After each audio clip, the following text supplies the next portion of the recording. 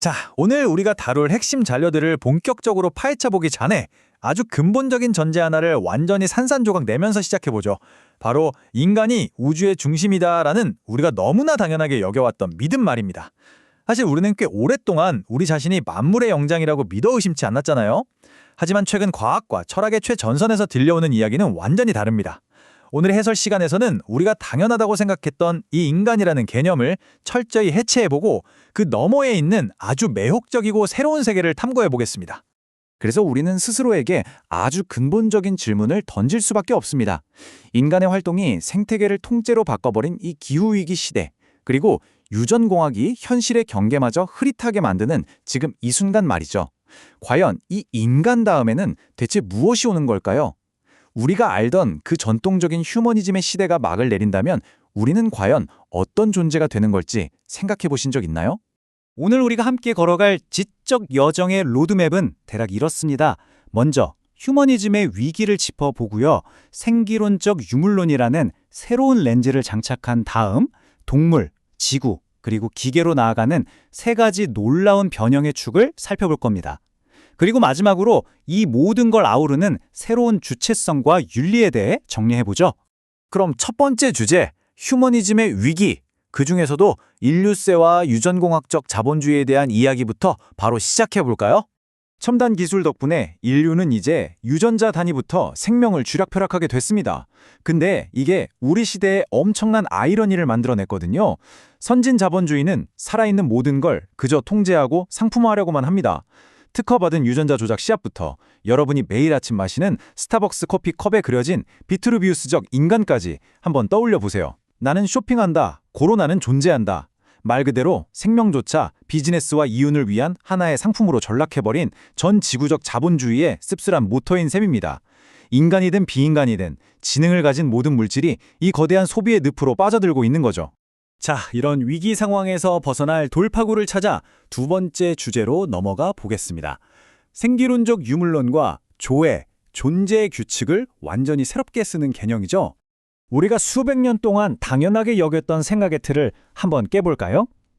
우리는 습관적으로 정신과 신체, 인간과 자연을 딱 잘라 나누는 데카르트의 낡은 이원론에 갇혀 있습니다. 하지만 이제는 이걸 스피노자의 이론론으로 완전히 갈아 끼워야 합니다. 이론론적인 세계에서는 정신과 물질이 싸우는 게 아니라 하나로 긴밀하게 연결된 현실이거든요. 그러니까 물질은 그냥 가만히 있는 멍청한 덩어리가 아니라는 거예요.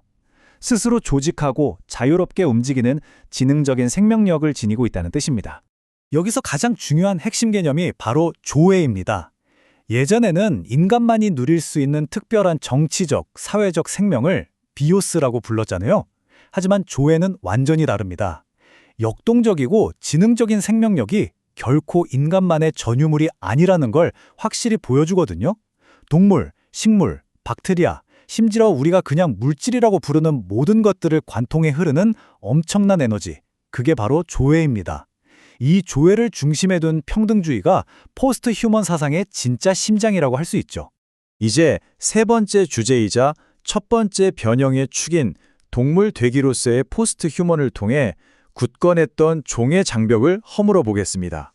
역사적으로 볼 때 인간과 동물의 관계는 정말 답답할 정도로 좁고 억압적인 세 가지 상자 안에 갇혀 있었습니다. 첫 번째는 우리가 소파 위에 반려동물에게 감정을 투사하는 오이디푸스적 관계. 두 번째는 동물을 고기나 가죽 아니면 실험실의 자원으로 철저히 착취하는 도구적 관계. 그리고 마지막 세 번째는 쥬라기 공원의 공룡처럼 그저 엔터테인먼트로 소비해버리는 환상적 관계입니다. 결국 이 모든 게 인간이 피라미드 꼭대기에 편안하게 앉아있기 위해 만들어낸 장치들에 불과한 거죠. 하지만 그 견고했던 위계 질서를 산산조각낸 존재가 등장하죠. 바로 복제양 돌리입니다. 유기체와 기계기술의 혼합물인 돌리는 원본 없이 태어났어요. 스스로가 자신의 어머니이자 동시에 고아인 셈이죠. 수천 년간 이어져온 가부장적인 번식의 계보를 단숨에 끊어버린 겁니다. 그런데 정말 아이러니하게도 이 공상과학에서나 나올 법한 놀라운 기적의 산물이 아주 평범한 관절염에 걸려 죽고 말았어요. 그리고는 방부 처리돼서 박물관 전시품, 즉 하나의 상품이 되어버렸죠. 돌리는 이제 단순한 동물이 아니라 우리 시대 포스트 휴먼 조건이 무엇인지 보여주는 가장 완벽하고도 비극적인 아이콘입니다. 학자 도나에러 웨이는 유방암 연구를 위해 세계 최초로 유전자가 조작되고 특허까지 받은 실험실 쥐, 온코마우스를 보면서 이 종을 뛰어넘는 연대감을 아주 뭉클하게 표현했습니다. 그녀는 인류를 위해 희생당하는 이 쥐를 우리의 형제자매이자 누이라고 불렀어요. 여러분, 이건 그냥 감상적인 은유가 아닙니다. 동물은 더 이상 타자가 아니라 이 차가운 기술 자본주의 시스템 속에서 우리와 똑같은 운명을 공유하고 있는 사이보그적 동반자라는 사실을 짚어낸 거죠. 그럼 이 시야를 행성 단위로 확 넓혀볼까요? 네 번째 주제, 지구 대기로서의 포스트 휴먼입니다. 여기서 정말 흥미로운 지점이 하나 나옵니다. 우리는 흔히 자연을 보호하자는 심층 생태학이 아주 훌륭하고 착한 생각이라고 믿잖아요. 그런데 포스트 휴먼 관점에서는 이걸 꽤 날카롭게 비판합니다. 왜냐하면 결국 인간은 안전한 바깥에 서서 불쌍한 자연을 지켜주고 구원해야 한다는 이른바 보상적 휴머니즘의 오만함이 깔려 있거든요. 하지만 포스트 휴먼 관점에서 우리는 단 한 번도 대자연과 분리된 적이 없습니다. 우리는 자연과 문화의 연속체 안에 아주 깊숙이 완벽하게 파묻혀 있는 일부분일 뿐이에요. 우리가 자연의 구원자가 아니라 공유된 취약성 속에서 이 지구와 함께 얽혀서 숨쉬고 있다는 걸 인정해야 합니다. 자, 이제 사이버네틱 현실로 들어갑니다. 다섯 번째 주제, 기계, 되기로서의 포스트 휴먼입니다. 현대사회에서 우리의 몸은 그야말로 기계에 의해 낱낱이 파헤쳐지고 감시당하고 있습니다. 지식과 데이터가 돈이 되는 이 인지자본주의 시스템은 DNA 테스트, 뇌지문 분석, 홍채 인식 같은 잔인할 정도로 정교한 감시 기술들을 들이밀죠. 그 속에서 우리는 피와 살로 이루어진 인간을 넘어 하나의 데이터 덩어리로 환원되고 맙니다. 철저히 생명 매개된 신체, 그러니까 일종의 사이버그적 프롤레타리아가 되어버린 거죠. 그렇다고 이 기술들을 마냥 두려워하거나 도망쳐야 할까요? 절대 아닙니다. 그렇다고 해서 우리 뇌를 컴퓨터에 업로드하고 썩어 없어질 육체에서 탈출하자는 트랜스 휴머니스트들의 헛된 판타지를 쫓으라는 것도 아니고요. 여기서 말하는 진정한 기계되기란 기계를 우리의 새로운 생태적 환경 자체로 흔쾌히 받아들이는 겁니다. 내 몸뚱이가 가진 물질성의 자부심을 느끼면서 기계와 생기 넘치는 관계를 맺고 이 거대한 네트워크와 기꺼이 융합하는 거죠.